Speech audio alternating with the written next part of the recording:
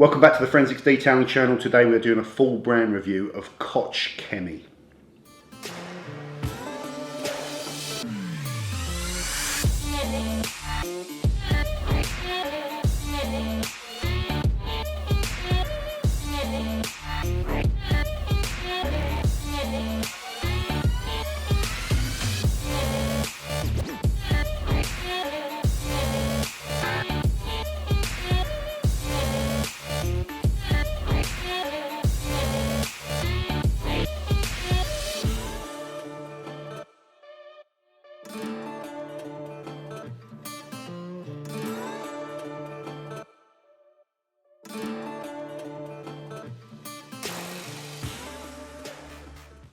So, Koch Chemie. This was founded back in 1968 by a gentleman called Hans Koch, who was a cabinet maker by trade, but was disappointed with the kind of abrasive, polished products that were out there, probably to use on his cabinets, but also for use on cars. So, decided to develop his own. Wind the clock forward 50 years, and Koch Chemie are now a leading manufacturer and supplier in over 15 countries, working closely with the industry and companies like BMW, Mercedes, Volkswagen, right at the core of the manufacturing kind of level, and they're very well established in Germany, almost like a household name, but also providing products to the trade, the car cleaning trade.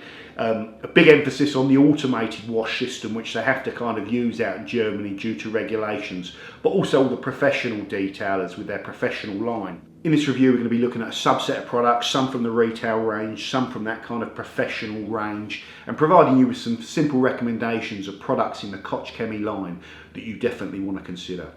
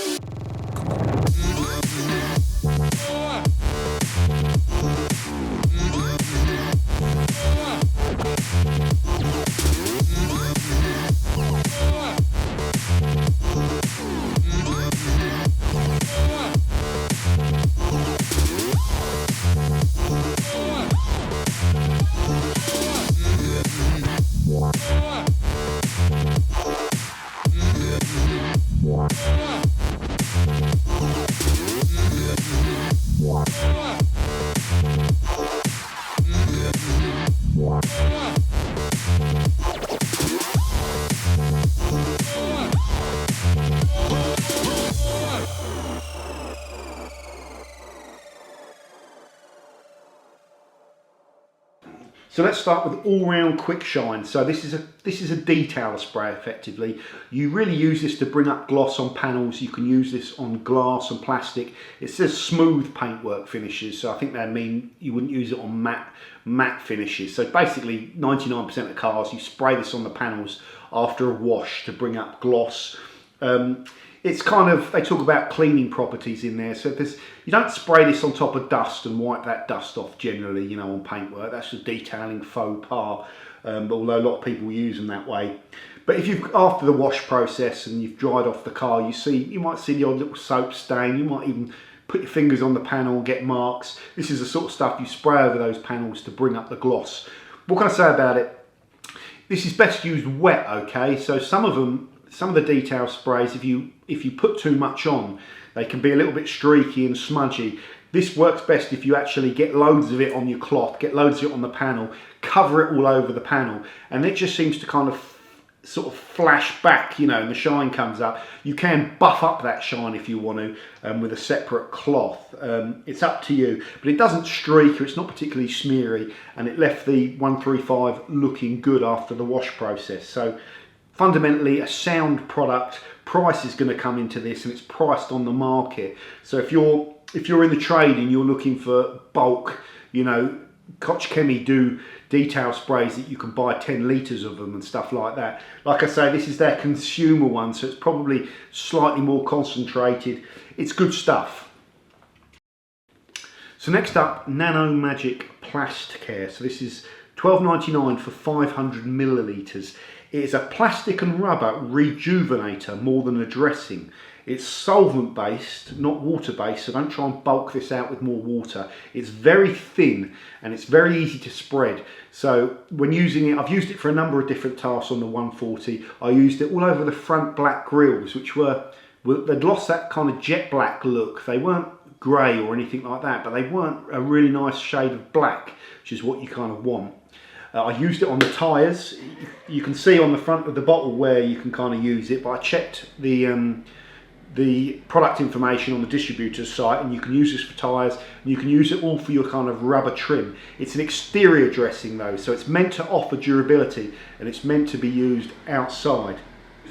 There's two real claim to fames of this product for me. One is it seems to offer decent durability. So some of the kind of dressings, if you like, that it's more of a restorer than a dressing for me, but some of the dressings, if you like, they leave a film over the surface of the rubber. Some of it will penetrate in, but generally they leave a little film. Some of those rubbers can kind of secrete oils and stuff like that, which almost lifts the film of silicone when it dries off of the car. So sometimes you can see with certain dressings, not the good ones, but some of the really cheap ones, is you can get film a couple of weeks later on the rubbers and plastics that you've put this on. This doesn't do that.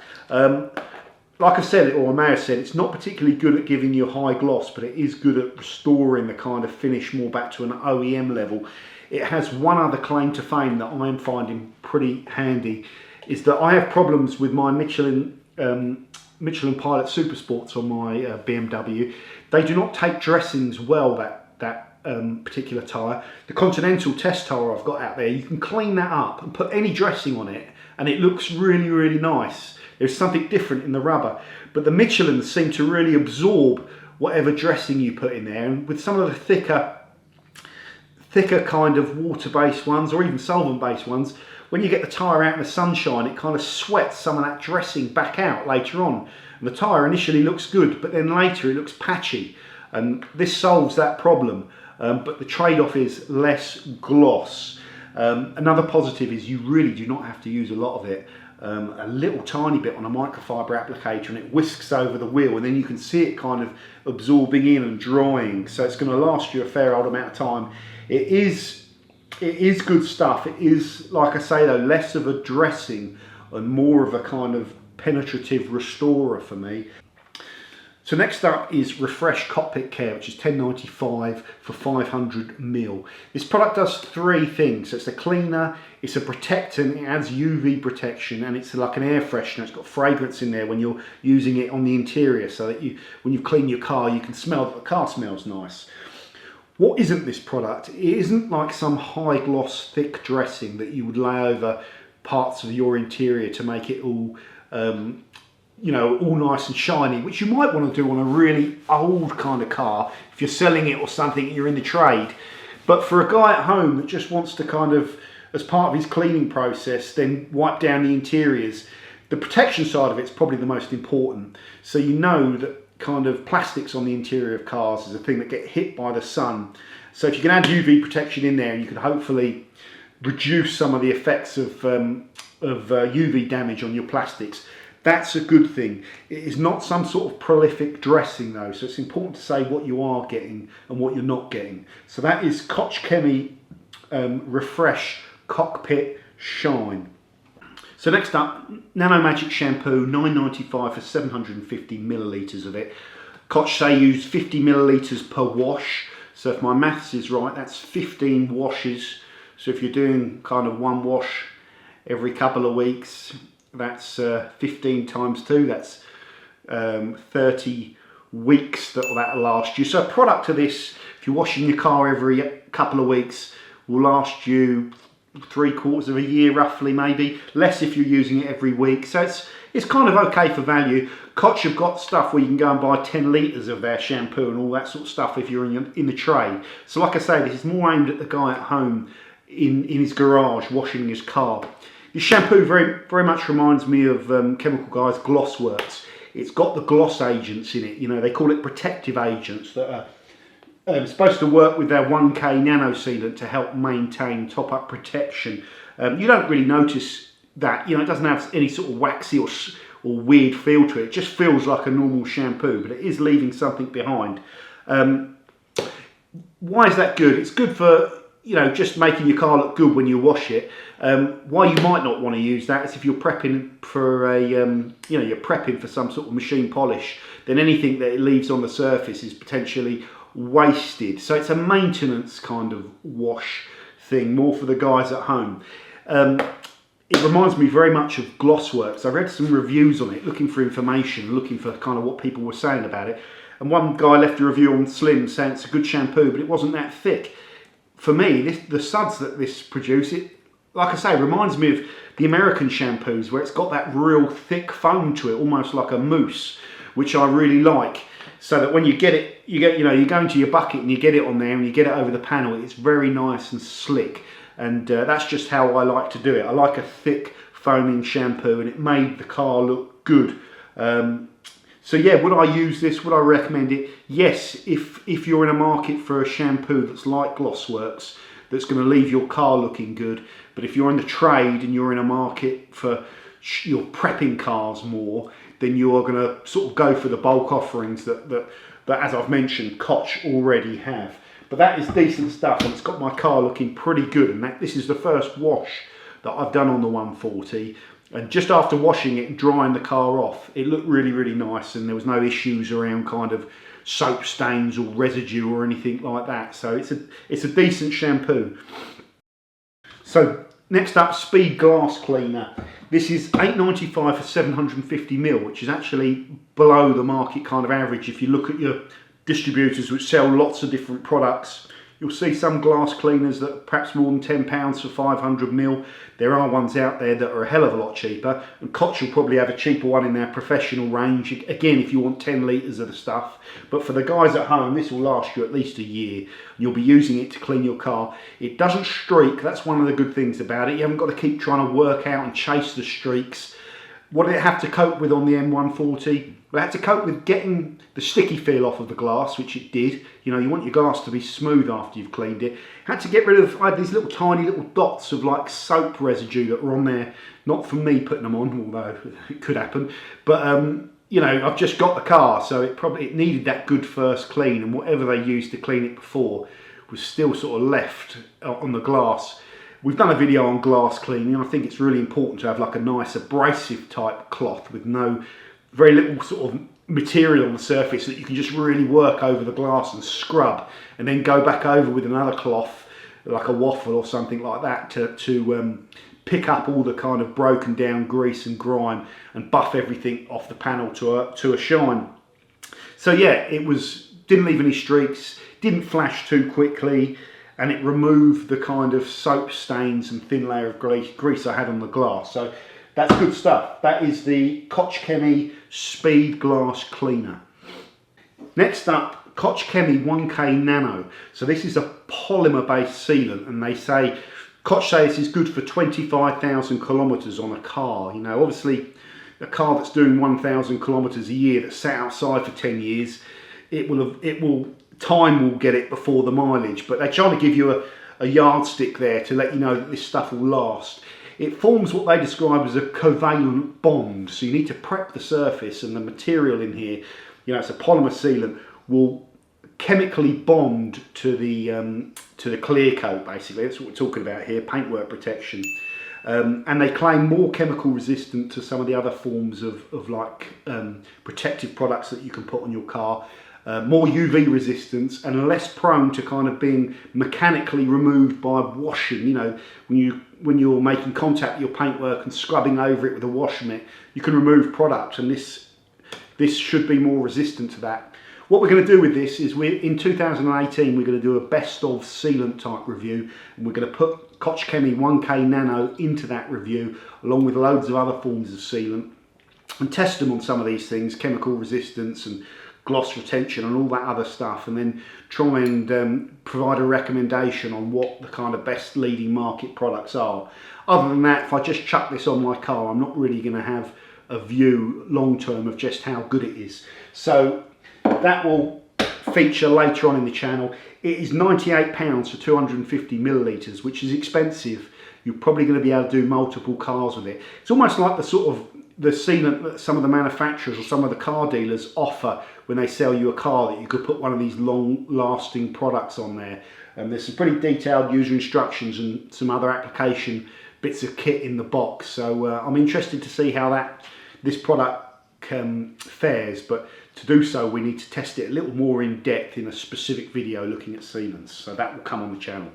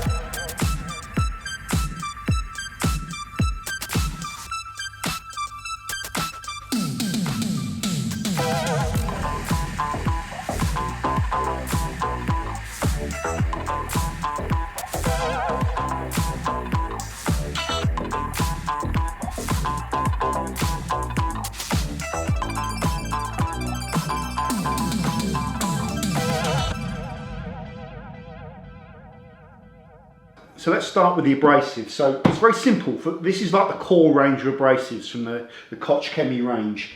HA02 heavy cutting compound, FO501 medium compound, and M201, which is a finishing polish or anti-hologram polish as they call it. There are other abrasives in the Koch Professional line, but these kind of form the foundation of them, and they're the ones that I want to talk about first off. Now for me, everyone uses these polishes slightly differently, and that probably creates a little problem for Koch, whether they're kind of aimed at the manufacturing level, whether they're aimed at the body shop market, or whether they're aimed at the professional detailers. All of these different areas use abrasives differently, but in a nutshell, abrasives really should be able to cope with being worked on any machine in the way that that user wants to work them. You know, we're deviating off into can of worms territory here. But the bottom line is I want to be able to get these products and use them the way I want to use them. And most of the time I'm doing my cutting with foam. Why am I doing my cutting with foam at home? Well, the advantage I guess that anyone doing this at home has is time. You're not really under any time constraints if you're working on your car and your aim is just to kind of, you know, maybe your aim is to totally try to perfect it, which you can never really do, or really spend a lot of time on it.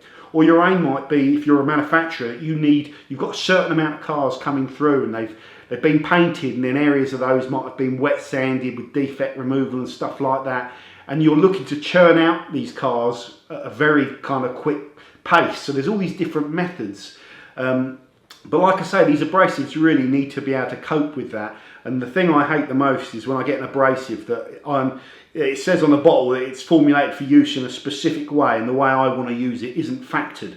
Because it's almost like a license then for someone to say, well, you're doing it wrong, the manufacturer's done it this way. Fine, if that's the way it is, then that abrasive's not for me and it goes in the bin. But like I said, any abrasive really should be able to perform on a dual action polisher with foam pads, you know, and then if it works on wool, obviously that's going to be important for other people. If it works with microfiber, important for other people, but it should be able to work on anything. So let's start with H802. So I did the best cutting compound video where I took a load of sort of heavier cut products, looked at them with various kind of simple tests and added up the points, and then this one came first, and you know, I recommended it and it's good. Why did I recommend it? Well, the way I like to cut clear coat, and I'm not always looking to use heavy cut compounds. In fact, I need to do paint correction on the red M140, but it's not going to need a compound that's this aggressive. But sometimes, so from a detailing perspective, rather than a kind of body shop or manufacturing perspective, when you're looking to kind of do what they call major correction, so you've got sort of lots of swirl marks that are visible under the right light, and you know, and it's generations, maybe years and years worth of swirl marks, you know you've got to remove a fair amount of clear coat to get that defect level to where it's kind of acceptable to you, and you want to do it reasonably rapidly. That's a whole other discussion about when you try and do things rapidly in life. Generally it's harder. The problem I struggle with is doing any of this quickly. I find the results go south for me, especially when I'm trying to do correction on a car like that. And if I try and do it quickly, things go wrong for me. The good thing about this particular compound, and some of the other compounds as well, that they all do it well. The biggest change now is the gloss levels that these compounds leave behind. There are guys out there that tell me they use these products for one stage because the gloss levels are so high. And the sort of results I got from doing that best abrasive cutting compound test, I can see what they're talking about. The gloss levels, the difference in gloss that this gives you from their finishing polish, you're talking about a handful of gloss units, you know. So if this can deliver you 100 gloss units, this can deliver you like 95. So these do leave an acceptable level of finish. But I personally would always want to finish a heavy cutting compound out with a finishing polish, because I've got the time to do that. But you know, I'm not saying or disputing that you can't do that, because the level of finish is nice. There's another advantage to the fact that when you're working these on foam pads and doing correction, and you're doing sort of set after set to lower the level of the clear coat on the area you're working to, almost like peeling back the layers of the onion, is that after each set, when you're working with foam, you can wipe down, you can inspect the paintwork really clearly. There's no hazing that you can get from wool and stuff like that. So you can really see your results and then decide if you're going to go on to the next step. Obviously it takes a bit slower to do that. If you go in with wool at high speeds, you're going to be taking away more clear coat. But for me, it's just the ability to see kind of what I'm doing. So I just work slowly. But the main claim to fame, I think, for this is that I think it gives you a little bit more cut than those other compounds. And when I'm working at nice sensible speeds on a dual action polisher, there's times when that cut is really useful when you're working on hard paint but you want to do that heavy correction. So that's one of the reasons I recommend H808. There are some things out there that other abrasives do better than it. It's not the lowest dusting formula I've ever used, but on on foam pads working at sensible speeds, dusting isn't a problem. If you're going to be working with wool at high speeds, then you're going to get dusting really no matter what. But it's, like I say, there are other compounds out there that can beat it on that, but it's the level of cut that this gives me, along with the finish, is the reason that I recommend it. We are going to do, like I said, we're going to be doing full paint correction on that M140. The paintwork needs it, and it needs a bit of cut. Probably not as much cut as this is going to give me. So I do have the option then of going down to the next step, or if I was working on softer paintwork where I'm not looking to lower the level as much, you could drop it down to F501. Now I've used this stuff once, so it's a medium range compound when you're not looking for the level of cut that H802 is giving you. I was up in Northampton a couple of months ago with Bert filming, and Graham, the chap out there, uses all the Koch abrasives, and we had a couple of hours to kind of polish up a car. So obviously you can't do major paint correction in a couple of hours. You just try your best. It was reasonably I think it was reasonably hard paint. It was a Sealant, and there was quite a lot of defects in there.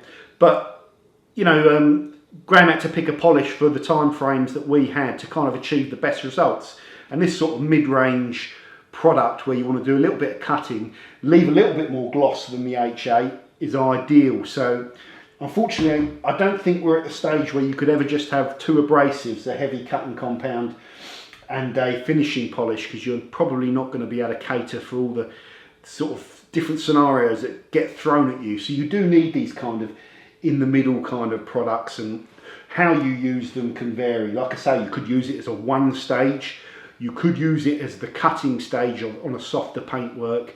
You could also just polish a car with it, because the difference in finish is so minimal. So that is F501.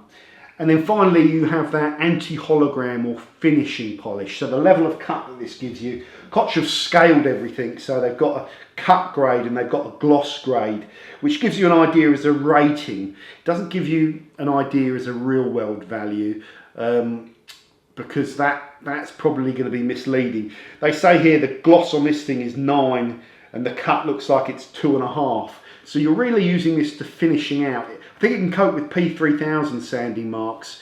Typically you're going to be using this either on a two-stage correction where you're looking to refine the paintwork down, or you are going to be looking to use it as a guy at home to just polish your car and bring up gloss. And it's even harder to differentiate finishing polishes from each other, but this is a good one. The level of gloss it leaves, if you want to hear exactly what I said about it, go and watch the best finishing polish video. Next up, another abrasive choice that you might want to consider whether you're a guy at home or a professional doing this, P202. So it's a finishing polish, pretty much like M201, so you're not using this for major correction, but it's a finishing polish with wax and what they call non-fugitive silicons, so kind of body shop safe silicons. If the carriers to these are using certain types of silicon oils, then all the dust that comes off them has got trace amounts of silicon on it. When you're in a body shop and that's falling around on paintwork and you're spraying on top of it and stuff, it can create problems. It can create problems as well with certain types of silicons in products that body shop needs to remove prior to refinishing. So when they say non-fugitive silicons, they're basically talking about more safe types of silicons, you know, modified forms of silicons. Silicons is a bit of a dirty word in detailing because people understand it wrong, but there are so many detailing products that are using modified forms of silicon in them for various reasons. So don't be scared of that word. When would you use this? You would use this if you're looking to save time. There's a big variance in time that you can spend doing this. Typically at the manufacturing level, as I might have said, manufacturers are working to very tight time constraints and will look to do everything quickly. Same for body shops, and also same for professional detailers. Professional detailers can't always do what they'd like to do on a car and what's the best for the car, because the bloke doesn't want that, he's paying for it. So, you know, sometimes you need products where you can combine certain tasks. And this is all about basically being able to do a finishing polish on the car and just buff the kind of residue that's off and just leave it there. You haven't got to kind of go and degrease or anything like that. It is leaving kind of wax and whatever they call them, non-fugitive silicons, to add gloss to the finish of your paintwork. So this is all about kind of speed and results. There is still a use for it for guys at home. You know, you could just put this product on a nice soft polishing pad, work it over your car and make your car look great. And then when you're finished, if you want to put a coat of wax on top as well, you could. So that is what P202 is all about. You would not really use this product, however, if you're looking to put any sort of bonding sealant or ceramic coating or anything like that on top afterwards, because obviously you need that clean surface. You don't want the wax and those other materials on the surface that you're going to be applying that sealant to. So it's a kind of time-saving polish and wax product, if you like. The next thing, guys, Koch FSE Finish Spray Exterior. Done a separate video on this. It is a detailer spray / water spot remover in one. It's £10 for a litre, so it's about half the price of normal other detailing sprays. It's pretty glossy as well. You know, Reg uses this as just normal detail spray because he likes the gloss on it, and it's good value for money. But its claim to fame is that this stuff just wipes out water spots really well.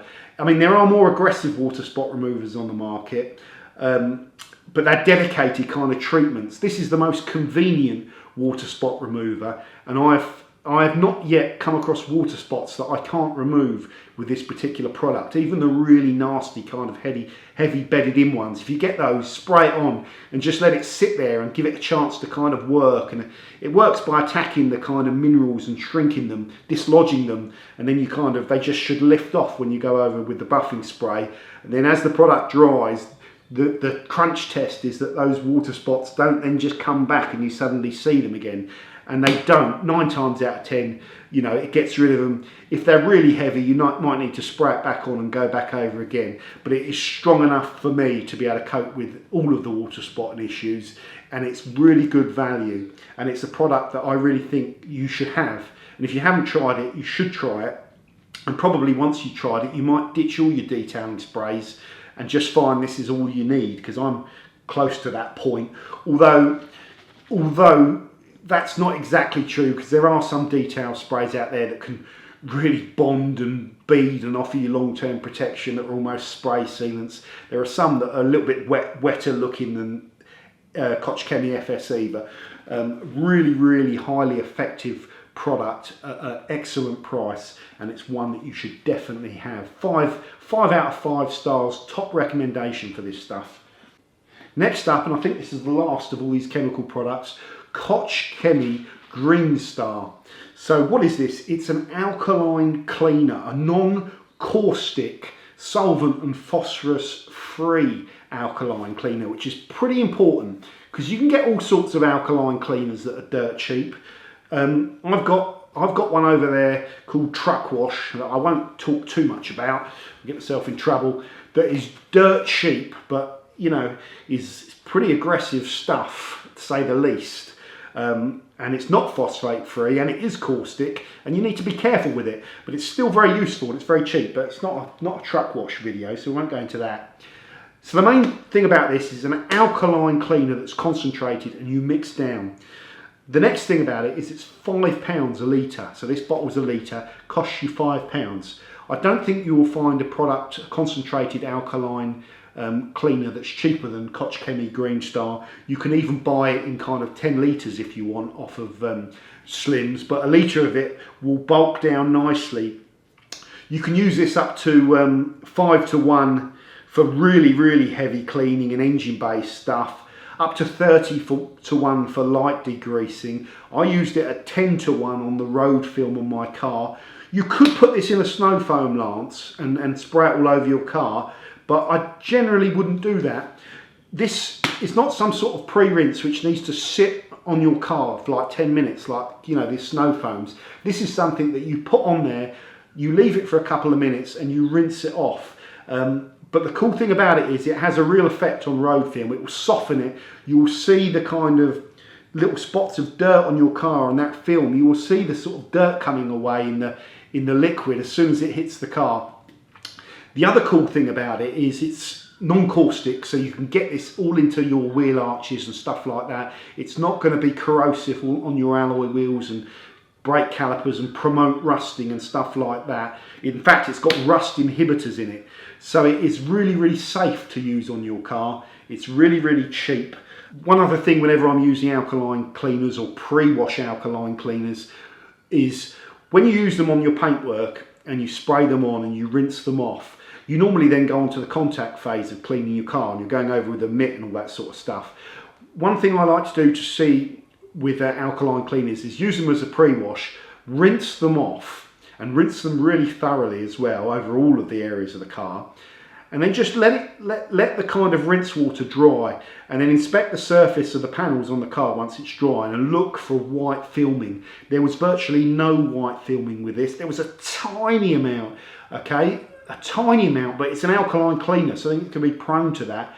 But with some of the other ones that I've tried, they clean really well, but this thick white film that's on the car, it's not that much of a problem on the panels because you're going to be going over and wiping it. It comes off. But if you're using them as pre-washes all over your car, there's certain areas where that kind of solution rinses off to that you're not going to be then going to contact clean and get every bit, like in the scuttle and stuff like that. So I don't want a product that's going to leave like a heavy white film behind even after I've rinsed it. So that's one thing I've tested it on, and it's passed that test as well, and I've used it before.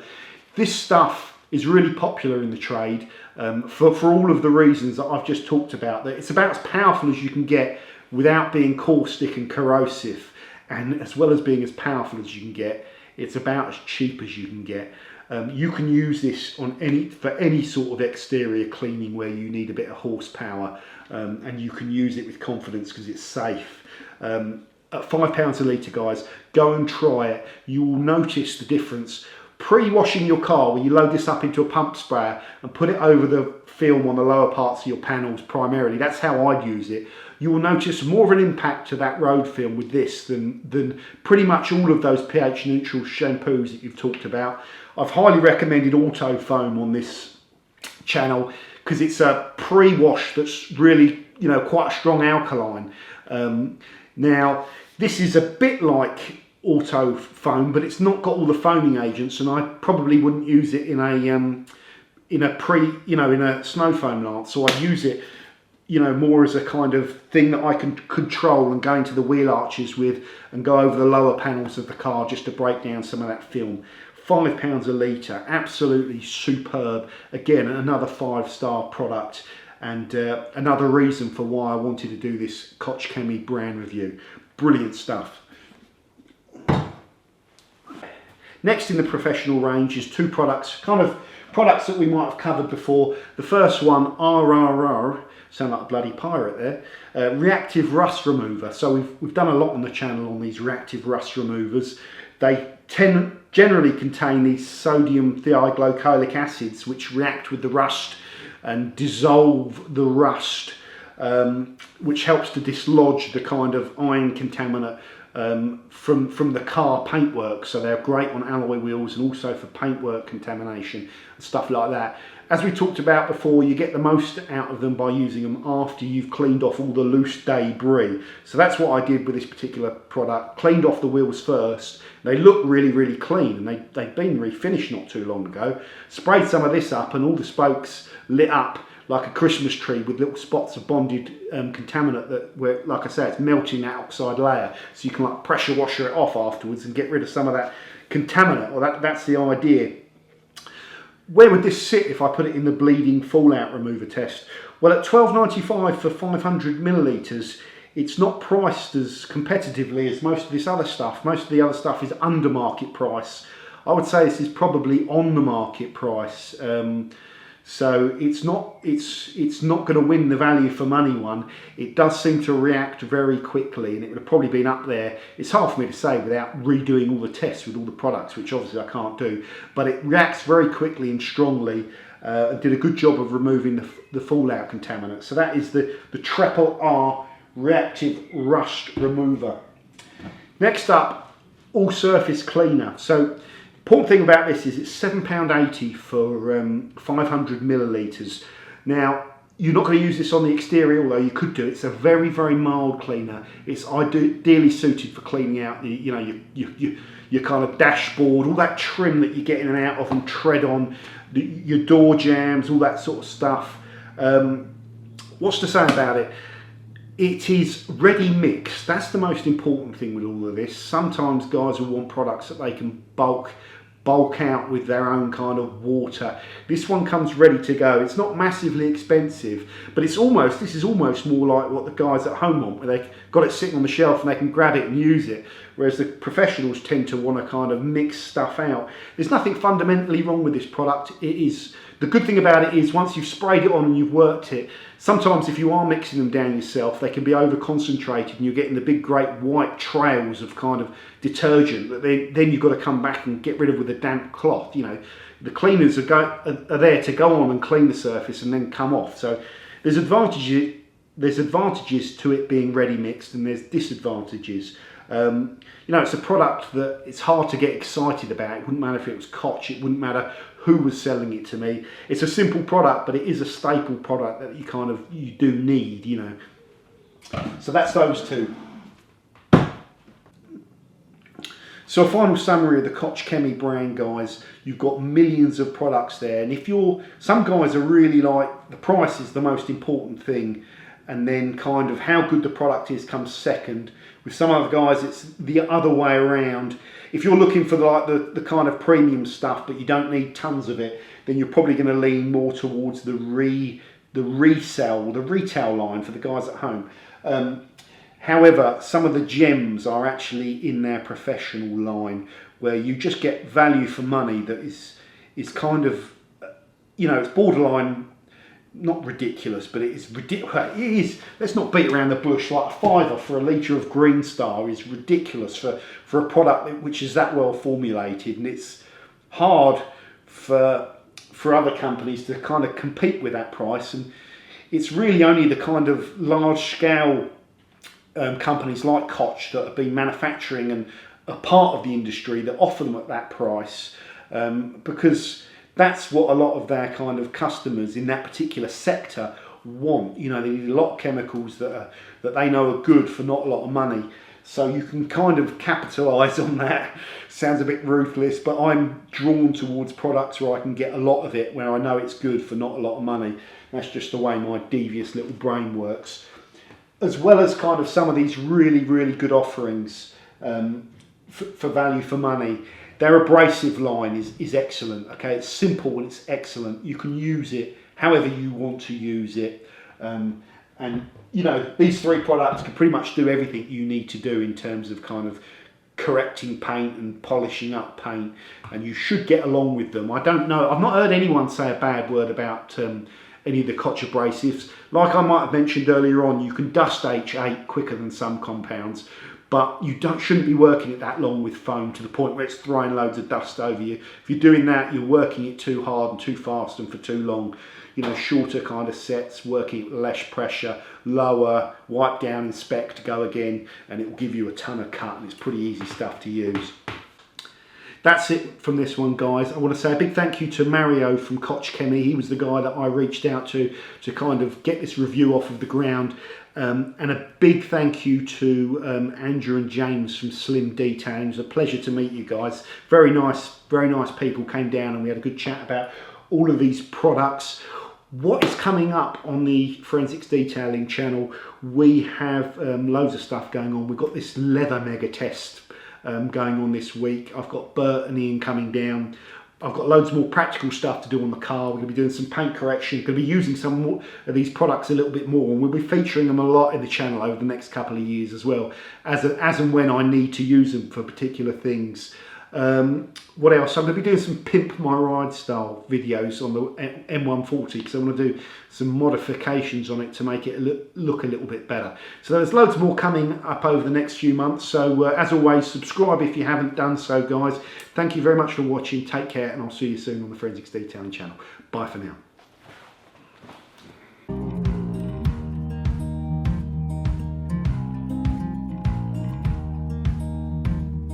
Holding on to what I knew, but the moment's gone.